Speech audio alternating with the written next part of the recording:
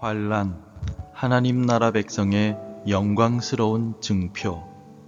데살로니가 후서 1장 1절에서 12절 말씀. 바울과 실루아노와 디모데는 하나님 우리 아버지와 주 예수 그리스도 안에 있는 데살로니가인의 교회에 편지하노니, 하나님 아버지와 주 예수 그리스도로부터 은혜와 평강이 너희에게 있을지어다.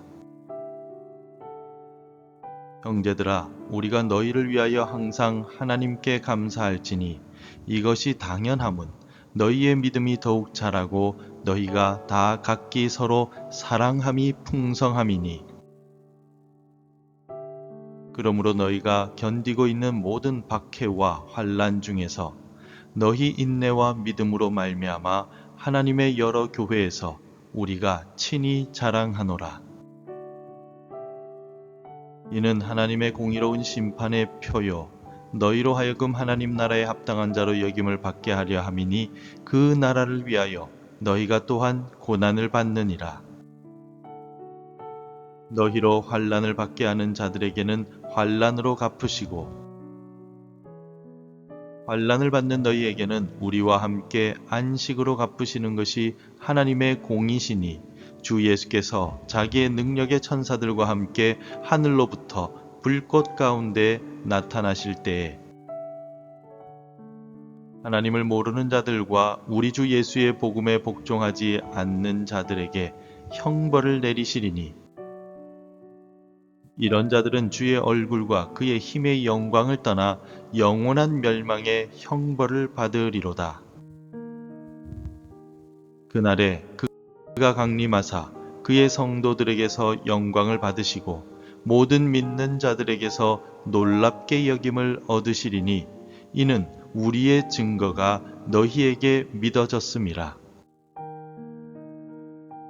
이러므로 우리도 항상 너희를 위하여 기도함은 우리 하나님이 너희를 그 부르심에 합당한 자로 여기시고 모든 선을 기뻐함과 믿음의 역사를 능력으로 이루게 하시고, 우리 하나님과 주 예수 그리스도의 은혜대로 우리 주 예수의 이름이 너희 가운데서 영광을 받으시고 너희도 그 안에서 영광을 받게 하려 함이라. 성경을 펼치면 우리는 이해할 수 없는 고난의 한복판에 섰던 한 사람을 만나게 됩니다. 그 사람의 이름은 바로 욥입니다. 그는 동방의 의인이요 하나님을 경외하며 악에서 떠난 사람이었습니다. 그러나 어느 날 갑자기 그의 삶에 거대한 폭풍이 몰아쳤습니다. 모든 재산을 잃고 사랑하는 10명의 자녀를 한날 한시에 잃었습니다. 심지어 자신의 몸마저 발바닥부터 정수리까지 악창이 나서 재에 앉아 기와 조각으로 몸을 긁어야 하는 신세가 되고 말았습니다.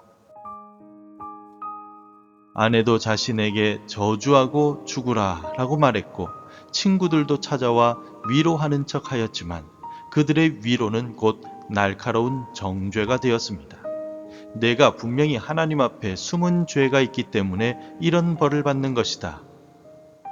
욥의 고통은 육체의 아픔을 넘어서 하나님으로부터 버림받았다라는 영적인 고독감으로 깊어지고 있었습니다.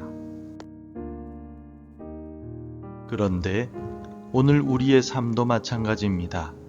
예고 없이 찾아온 질병이나 무너져 내린 사업, 깨어진 관계의 아픔 속에서 우리는 욥과 같은 질문을 던지게 됩니다. 하나님, 정말 살아계십니까? 왜 의인이 고난받고 악인이 형통하는 것처럼 보입니까? 이 질문은 불신앙의 언어가 아닙니다. 고통의 무게에 짓눌린 영혼의 솔직한 부르짖음입니다. 오늘 본문은 바로 이 질문에 대한 하나님의 대답이 기록되어 있습니다. 고난이 하나님의 부재나 패배의 증거가 아니라 오히려 하나님의 일하심을 보여주는 영광스러운 증표임을 함께 나누기 원합니다. 오늘 우리가 함께 읽은 말씀은 사도 바울이 데살로니가 교회에 보낸 두 번째 편지입니다. 데살로니가 교회는 갓 태어난 신생아와 같은 교회였습니다. 그러나 그들은 태어나자마자 유대인들과 이방인들로부터 극심한 박해와 환란에 직면해야 했습니다. 세상의 눈으로 보면 그들은 실패한 사람들처럼 보였을지도 모릅니다. 그러나 사도 바울은 그들을 향해서 동정이나 연민의 편지를 쓰지 않습니다. 오히려 편지의 시작부터 하나님께 대한 감사와 자랑으로 가득 차 있습니다. 3절을 보십시오.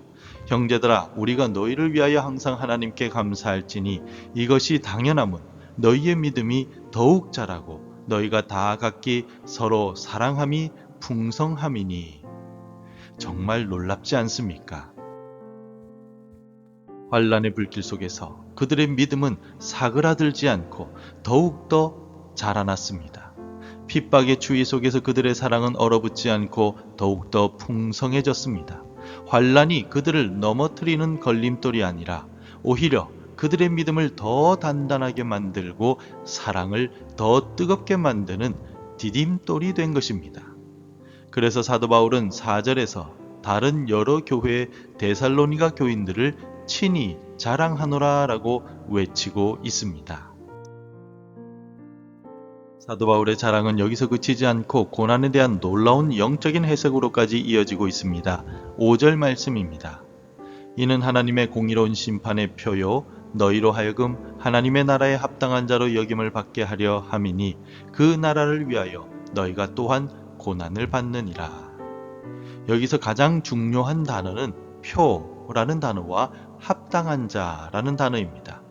표라고 번역된 헬라어 엔데이그마는 명백한 증거, 분명한 표시라는 뜻입니다.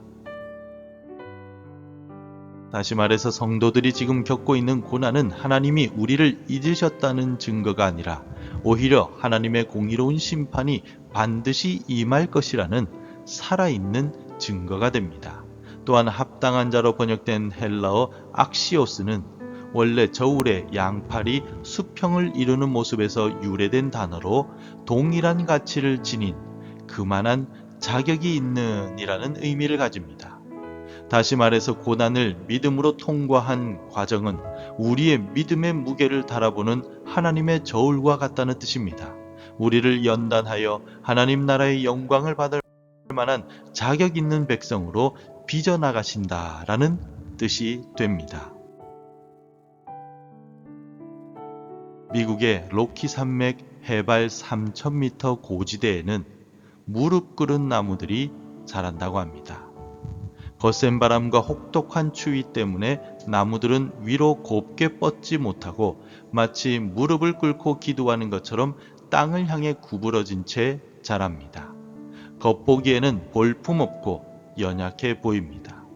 그러나 세계에서 가장 아름다운 소리를 내는 명품 바이올린은 바로 이 혹독한 역경을 견뎌낸 무릎 꿇은 나무로 만들어진다고 합니다. 사랑하는 성도 여러분, 우리의 고난이 바로 이와 같습니다.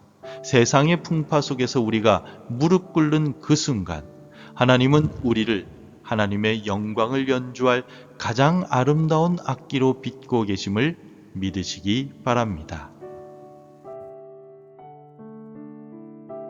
하나님의 공의는 여기서 멈추지 않습니다. 6절과 7절은 장차 임할 위대한 역전을 선포하고 있습니다. 너희로 환난을 받게 하는 자들에게는 환난으로 갚으시고 환난을 받는 너희에게는 우리와 함께 안식으로 갚으시는 것이 하나님의 공의시니 주 예수께서 자기의 능력의 천사들과 함께 하늘로부터 불꽃 가운데에 나타나실 때에. 성도 여러분, 하나님의 공의는 정확합니다. 박해하는 자들에게는 그들이 주었던 바로 그 환난으로 대갚아 주십니다. 환난받는 성도들에게는 안식으로 갚아 주십니다. 여기서 안식이란 단순히 쉬는 것이 아니라 팽팽하게 당겨진 활시위를 늦추듯이 모든 압박과 고통에서 완전히 해방되는 상태를 의미합니다. 이것이 바로 환난 속에서도 우리가 소망을 잃지 않는 이유가 되는 것입니다. 오늘날에도 세계 곳곳에서 핍박받는 그리스도인들이 자신들을 박해하는 이들을 향해 저주가 아닌 용서와 사랑을 선포하는 소식을 종종 듣습니다. 세상은 그들의 모습을 이해할 수 없어 놀라워합니다. 바로 그 순간 그들의 삶을 통해서 예수 그리스도께서 영광을 받고 계시는 것입니다.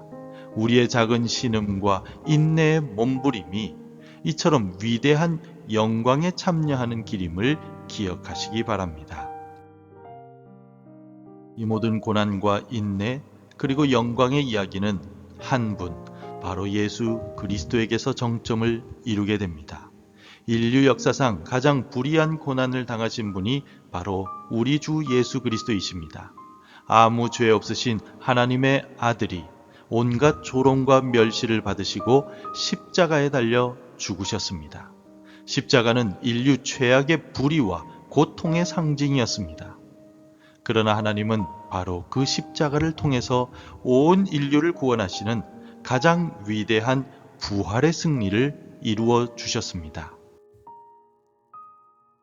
그래서 히브리서 12장 2절은 고난을 당하는 성도들이 고난을 이기는 비결을 이렇게 말씀하고 있습니다. 믿음의 주요 또 온전하게 하시는 이인 예수를 바라보자. 그는 그 앞에 있는 기쁨을 위하여 십자가를 참으사 부끄러움을 개의치 아니하시더니 하나님 보좌 우편에 앉으셨느니라. 예수님께서 그 끔찍한 십자가를 견디실 수 있었던 힘은 그 앞에 있는 기쁨, 즉 우리를 구원하시고 하나님의 영광을 회복하실 그날을 바라보셨기 때문입니다. 그러므로 오늘 우리에게 주시는 삶의 실천은 이것입니다. 우리의 일상적인 시련을 재해석하는 것입니다. 어려움들을 만났을 때 왜 나에게 이런 일이? 라고 불평 섞인 질문으로 묻는 대신에 내가 이 고난을 어떻게 믿음으로 견뎌내어서 예수 그리스도의 영광을 온 세상에 드러낼 수 있을까? 라고 질문을 바꾸는 것입니다.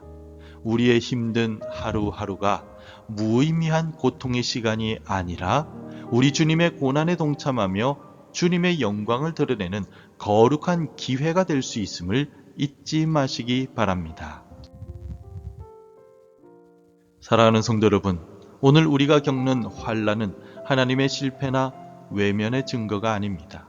오히려 우리를 하나님 나라의 합당한 자로 빚으시고 장차 임할 공의로운 심판을 미리 보여주시는 하나님의 영광스러운 증표입니다.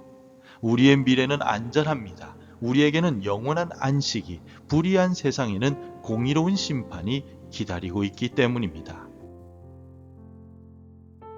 그리고 이 모든 길의 시작과 끝에 십자가를 지시고 부활하신 예수 그리스도께서 서 계십니다. 그러므로 두려워하지 마십시오. 낙심하지 마십시오. 오늘의 눈물과 인내가 장차 우리가 누릴 영원한 영광을 향한 거룩한 발걸음임을 믿으십시오. 그리고 오늘도 믿음으로 승리하는 저와 여러분들이 되시기를 주님의 이름으로 축원합니다. 기도하겠습니다.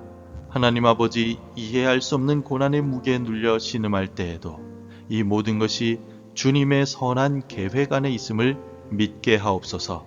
우리의 환난이 하나님의 공의를 드러내는 영광의 증표가 되게 하시고 인내로서 주님의 영광에 참여하게 하소서. 마침내 주님께서 다시 오실 그날 모든 눈물을 닦아주시고 영원한 안식을 주실 것을 소망하며 오늘 하루도 믿음으로 살아가게 하옵소서. 예수님의 이름으로 기도드립니다. 아멘. 계속해서 함께 기도해 주시기 바랍니다. 환난 속에서 인내하는 믿음을 주소서. 하나님의 공의를 온전히 신뢰하게 하소서. 장차 임할 하늘의 영광을 소망하며 오늘을 살아가게 하소서. 하나님의 말씀으로 하루를 시작하는 은혜를 주소서. 오늘도 말씀대로 살아가며 열매 맺는 하루가 되시기를 축복합니다.